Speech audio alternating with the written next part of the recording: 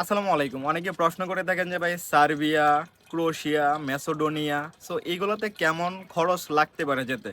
দেখেন আপনি যদি ইউরোপের ওয়ার্ক পারমিটের ক্ষেত্রে যদি আপনি রেট নিয়ে যাচাই বাছাই করতে যান, সেক্ষেত্রে আপনার জন্য বেটার হবে না।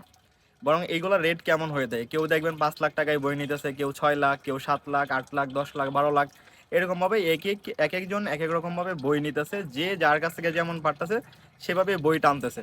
সো আপনি যদি এটা নিয়ে জাস্টিফাইজ করেন যে ওইখানে কম নিচ্ছে, ওই অন্য জায়গায় বেশি নিচ্ছে, বা অন্য জায়গায় বেশি নিচ্ছে এই জায়গাতে কম নিচ্ছে, তাহলে আসলে আপনি ইউরোপে কখনোই যেতে পারবেন না। এই ক্ষেত্রে ইউরোপের ওয়ার্ক পারমিটের ক্ষেত্রে আপনাকে যাচাই বাছাই যেটা করা লাগবে যে কে ভালোভাবে পাঠায় বা অথেন্টিক ওয়েতে পাঠায়, কার সাকসেস স্টোরিটা ভালো, তেমন একটা এজেন্সি ধরে আপনার ফাইলটা জমা দেওয়া। সো এখানে যদি আপনি রেট দেখেন, সেক্ষেত্রে কিন্তু আপনি কোনোভাবেই ইউরোপে ঢুকতে পারবেন না। বা বেশিরভাগ মানুষেরই বাংলাদেশের ইন্টেনশন থাকে যে কম টাকায় চলে যাওয়ার।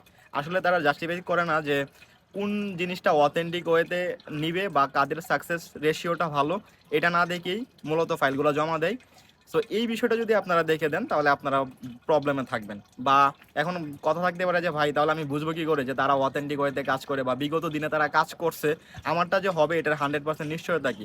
দেখেন, 100% নিশ্চয়তা ইউরোপের ওয়ার্ক পারমিট বলেন বা ট্যুরিস্ট বলেন, এটার অথেন্টিকেশন কেউ দিতে পারবে না যে 100% আপনাকে ভিসা রেশিও দিবে, এটা দিতে পারবে না। তো সেক্ষেত্রে আপনাকে দেখা লাগবে যে যে লোকটার কাছে আপনি পাসপোর্ট জমা দিয়েছেন তাদের সাকসেস স্টোরি ভালো, এবং যদি সে ভিসার কাজটা নাও করতে পারে, যেন আপনাকে রিফান্ড পলিসিটা ভালো থাকে, আপনাকে যেন আপনার সময় মতো আপনার টাকাটা রিফান্ড করে দেয়।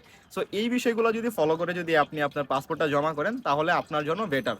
অন্তত পক্ষে আপনাকে 6 মাস, 1 বছর বা বছরের পর বছর ঘুরতে হবে না ভিসা না হলেও আপনার টাকাটা তোলার জন্য।